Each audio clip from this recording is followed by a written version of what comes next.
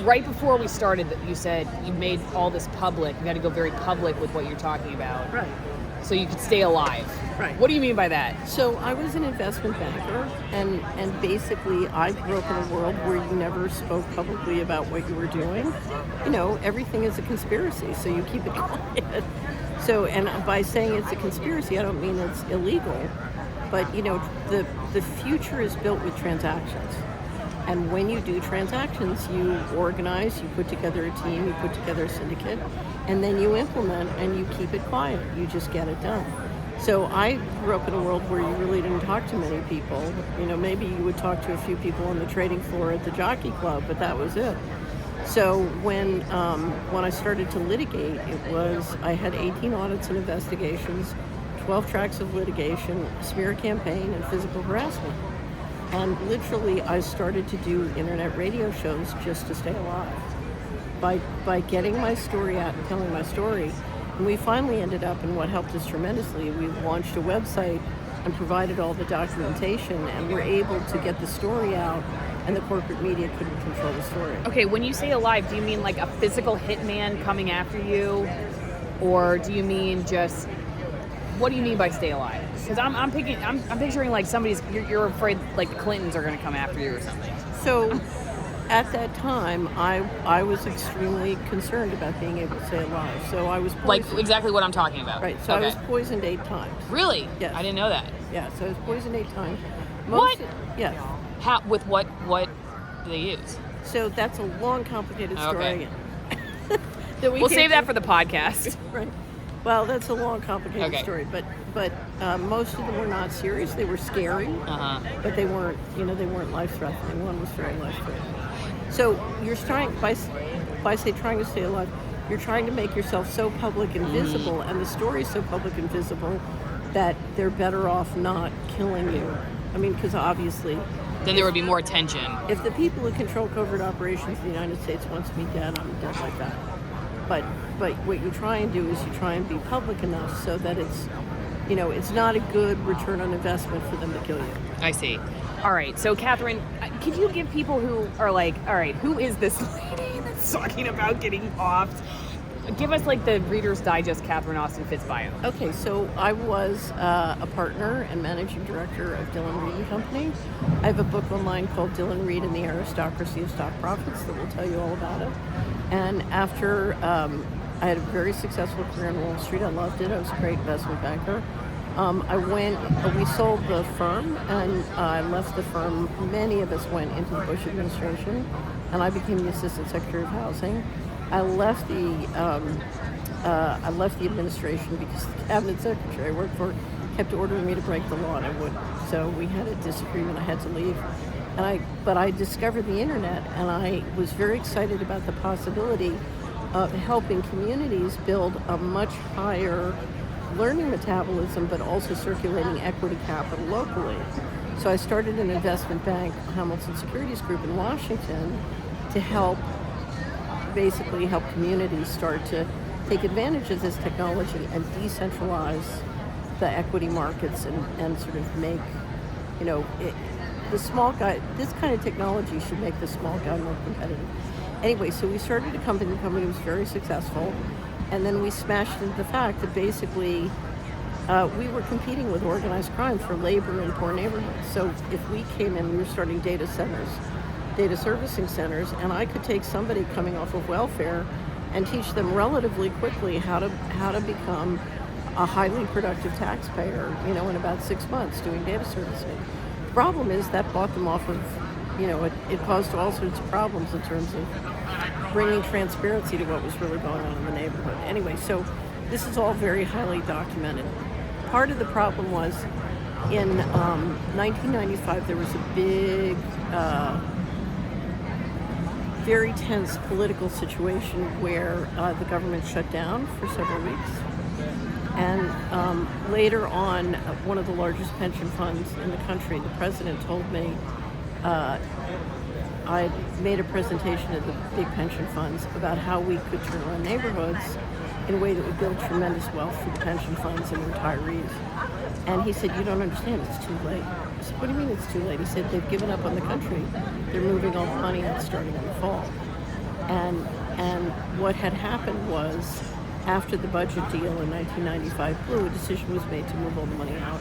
And what started in October of 1997, right after he told me that, was money started disappearing in huge amounts from the federal government. And there is now $21 trillion money missing from the federal accounts. And if you go to Solari, missingmoney.solari.com, we've spent years putting together the documentation. And this is important because as the debt rises in the United States, it's going to be very important to be able to, at a state level or citizen level, prove that the central banks have managed the country illegally. Yeah. So you blame the missing money on the central banks? Absolutely. Okay. All right. So I can let you get back to your booth and everything. The central banks, I mean, it's such a dense topic that it takes so long for people to understand. Okay, tell us the simple version. Here's the simple version. There's $33 trillion of debt. Why? I don't know. The Treasury could have just issued greenbacks. They used to be called greenbacks. So instead of issuing debt that you have to pay interest on, they could have just printed the paper and issued greenbacks. So we don't need any debt. We didn't have to have debt. Simple, okay? Now, we did issue $33 trillion of debt, and it went into the Treasury, and then $21 trillion disappeared, okay? So one, we didn't need to have $33 trillion of debt, but second, there's $21 trillion unaccounted for, okay? So if the country is not economically strong, it's because it's like a body with a tapeworm, okay? You're not sick. You just have a parasite. You need to get rid of it. So all right, I got to go back to the question when you're talking about I don't remember what you said specifically about the people who would want somebody dead. What are those people called? The deep state. You didn't say deep state. You used another term. But you were like, if the something wants me gone, I'm gone. And what was the something you said? I would have said central bankers. You said something else. I usually describe them as my old partners. So is that who's your old partners? Like no, me? Really, they're my old partners. Okay, but so is that because I always say, as a former journalist who's getting into this world, I'm like, most of the problems I attribute to a lot of incompetence, at least in my industry. Can I tell you something? So who's the puppeteer? Who's pulling the strings? Incompetence is one of the great cover stories. Okay, it's not incompetence. No. So let me explain. The U.S. government has wonderful laws in the Constitution, in the legislation, the financial management laws, and the regulations on how federal money should be run. So you pay taxes, goes into the Treasury, and then there are laws about how that money can be collected and spent, right? Mm-hmm. Simple. Okay. The federal government, since 1998, has been in violation of the constitutional provisions and the laws and the regulations on how that money can be spent. Okay. Now, if you bought a stock in a company and that company refused to obey the laws about financial management for, 1998 to now, 25 years? Yeah. I dare say you would sell the stock, right? Mm-hmm. You would do something. You wouldn't just let them steal your money year after year. Yeah. Okay? So what that says is we have a serious governance problem. And it's that governance problem that needs to be fixed. And if people in America are having economic problems, they're very much related to running that money in a criminal way. Okay. What's the one thing people can do? What's the starter set? So first of all, there are a tremendous number of things you can do. Okay. So if you go to Solari and you put into the search engine financial transaction freedom, you'll get a document we prepared for a group of legislators. And it's on what is financial transaction freedom, what threatens it, and what are the actions you can take to secure it, okay? So what I would suggest is go get that list and take a look. Start with using cash, okay? Because a lot of the controls and a lot of the theft happen on the digital systems. And the more we can rebalance so we have an analog and digital, the harder it's going to be to control us, because you need to go to an all-digital system to get complete control. So that's number one. The second thing is, depending on what jurisdiction you live in, you can't get that kind of control if you can't control the food supply. So anything you can do to support your local farmers and to build fresh local food including your own gardens and grow your own. That's why I'm at Weston Price, because there's a very distinct and intimate relationship between food and currency. Okay. Food and currency, is that what you said? Currency. Okay. So you can't control the currency without having a certain amount of control of the food if you look at where they're going. Yeah. So that's another thing you can do. But if you're in a good jurisdiction, there are state legislators and state AGs who are working to protect your First Amendment, Second Amendment, and your financial transaction freedom. You want to find that leader, those leaders in your state. So I'm from Tennessee. So we have Senator Nicely and Representative Halsey and a whole wonderful group around them who are working. Many states do. So you want to find those leaders and you want to support them, because the states have the constitutional authority to protect financial transaction freedom within their jurisdiction and to build regional compacts to do it, further. And that's where the real hope lies. Great. Where can people follow what you're doing? So if you go to Solari.com, you can sign up for our updates. Spell it. Solari. It's solar with an I at the end. Uh-huh. And Solari.com, but definitely do a search and get financial transaction freedom, print it out, read it.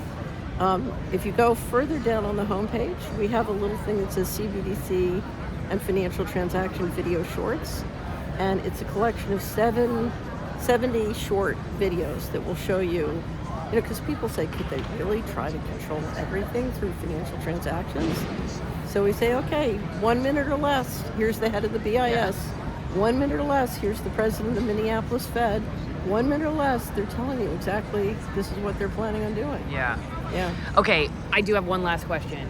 If we just keep going along to get along like we have been, there isn't a significant shift or change. People don't wake up, they don't do the things that you're saying. What does the United States look like in 5, 10, 20?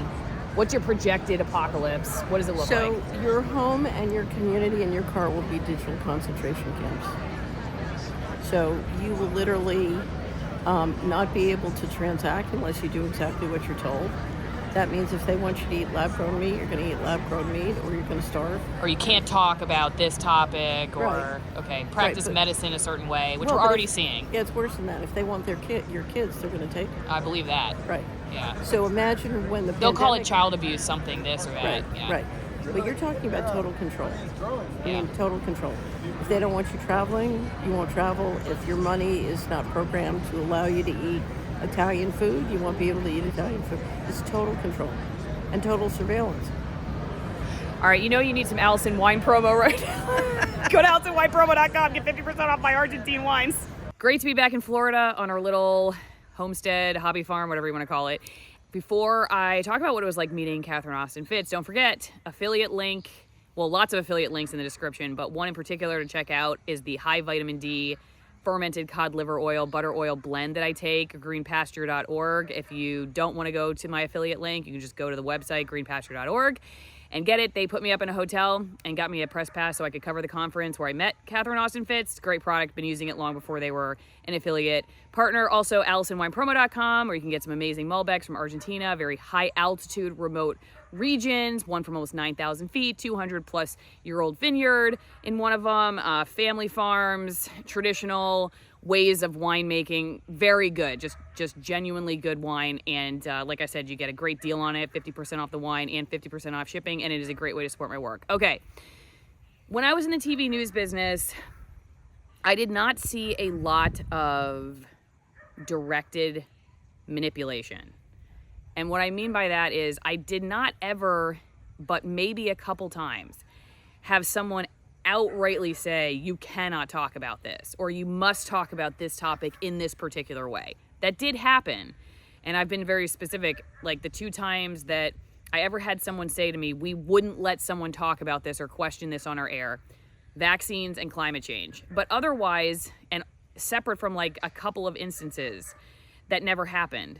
The vast majority of the time, the propaganda machine was based on the lack of knowledge, incompetence, lack of time, lack of resources, and frankly, the hubris of journalists. And I was totally one of those people too. I just thought the government was telling us the truth when they would put out press releases, and If just one person was questioning it, I would be interested, but I'd have to do an investigation on that. So why did I hold the government to some kind of higher objective truth-telling reality, and like the average person, I thought that person we're going to have to fact check. I don't know. I think a large part of my journey on this podcast and these videos is trying to figure myself out. Not necessarily trying to figure the media out, but trying to learn what was it about me that made me susceptible to this propaganda machine that Catherine Austin Fitts describes. Now,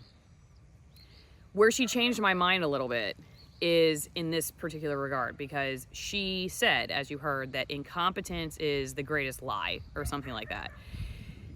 That the idea that everybody's just incompetent and not intentionally working this system the way it is something that allows us, I guess, to find this tragic reality we're living in to be more palatable. And that way we can just kind of say, well, they just don't know what they're talking about. But she seems to think, if you believe what she's saying, and I'm not here to tell you that you should or shouldn't, do your research, but if you believe what she's saying, there's far more directed manipulation happening. And I can see that being a reality, but the use of the idiots, like I felt like, not that I was technically an idiot, I was very smart, but I wasn't regularly encouraged to be critical of all of these different special interests that I now am starting to learn to be aware of, and to ask this, you can ask the same questions, honestly, every time. It repeats itself very similarly. But I just didn't know to ask that stuff. I never went to journalism school. I was a history major and French double major, actually, lived in Paris. You would think I would have known a little bit better. I have a Master of Divinity degree. I specialize with that degree in psychology and counseling. And I was one of probably the few people who was set up and ready to hear the message that I've been hearing on this podcast for the last few years, but it just never crossed my path. It's kind of like big concentrated animal feeding operations. Like, how many of us actually ever drive by one, because they're not pretty, and they're not something that big ag really wants us to see. And so you never have to see that if you don't want to, if you're not looking for it. And a lot of that was the way I think information was presented to many of us journalists, and we didn't have time anyway.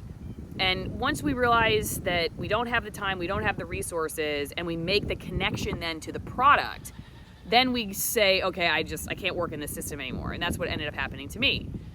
But where Catherine Austin Fitts got me was, okay, maybe I am ascribing too much incompetence to this, and there is far more intentional evil out there. Now, I still believe most people go to bed thinking that they've done something good.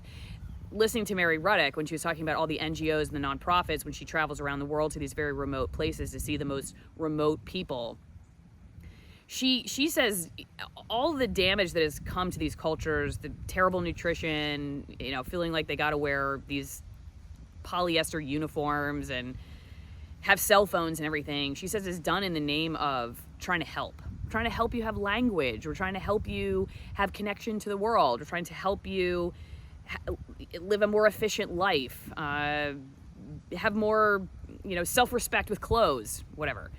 Stop being such a heathen. And that jives a lot with my experience. Like, journalists are the same way. They genuinely, and that is like one of the greatest downfalls, they're attracted to the profession for that reason. They're like little mini messiahs. We all have that complex. I definitely have that. I'm aware of it now. So I don't want to do that anymore. I enjoy just listening to people. That's why I'm not very argumentative on the podcast. Some people call me out for that. Like, you should be harder on them. But I just enjoy listening now, because I think for a long time, I don't know. Not as a reporter. I think as a reporter I tried to listen, but I think like in my own personal time, I was just like waiting for my chance to talk. Anyway, so that's just to say that a lot of us have been attracted to journalism because we have that messiah complex about us.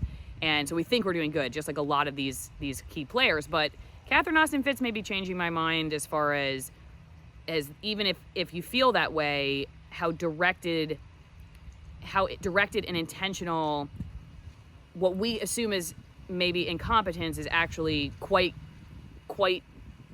literally competence that actually, like, we're like, wow, who would do that? But that the powers that be might think, no, this is exactly how it's supposed to be, and it's working. I mean, it is working. We may think it's incompetence, like, look where we're at now.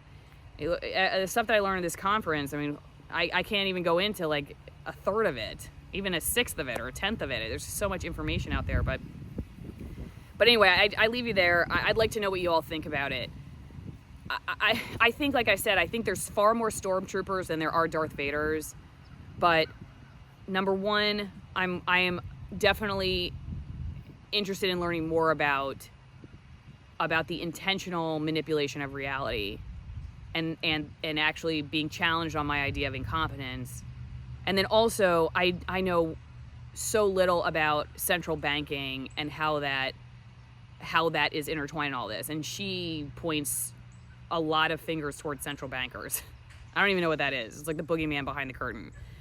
I mean, I know what it is, but I know what the central banking system is, but I don't know enough about it to even do a video about it right now. Like, I could barely grease the wheels. And I've interviewed James Corbett, and other people have talked about it, but I really need to sit down and read a book. You got a book recommendation for people, for me? Put it in the comments. So that's all I got to say about Catherine Austin Fitts. She pushed me a little bit on that idea of incompetence versus intentional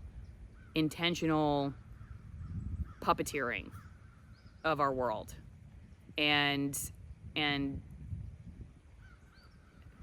you know, who is pulling the strings and all that stuff, and digging into that. So anyway, I'll see you in the next video.